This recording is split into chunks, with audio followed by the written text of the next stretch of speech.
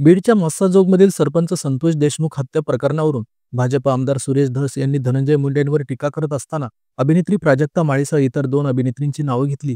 सुरेश धसांच्या विधानामुळे उलटसुलट चर्चा सुरू झाल्या. अगोदरच करुणा शर्मा यांनी अभिनेत्री प्राजक्ता माळीचं नाव घेत तिचे धनंजय मुंडेसोबत संबंध जोडण्याचा प्रयत्न केला होता. त्यामुळे काही सोशल मीडिया युजरकडून या प्रकरणाची खरी माहिती न घेता सोशल मीडियावर अभिनेत्री प्राजक्ताची खूपच बदनामी करण्यात आली होती.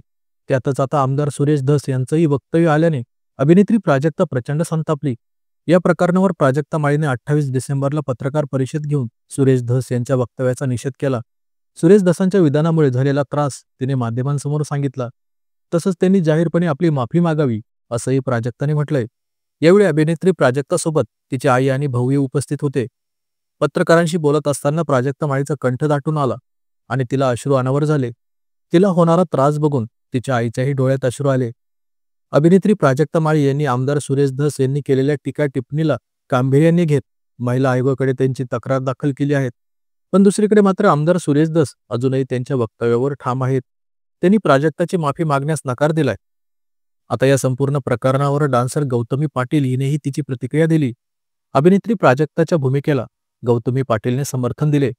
पत्रकारांशी संवाद साधत असताना डान्सर गौतमी पाटील म्हणाली की प्राजक्ता ताई, आम्ही सर्व कलाकार तुझ्या बरोबर आहोत. या गोष्टीवरून ट्रोल जरी केलं तरी लक्ष देऊ नकोस. तू पत्रकार परिषदेत जे काही बोलली ते मी मगाशी ऐकलं. तू जे काही बोलली ते सगळं बरोबर होतं. मी एक कलाकार आहे, तर माझी एक विनंती आहे, कलाकाराला कलाकाराच्या जागेवर राहू द्या.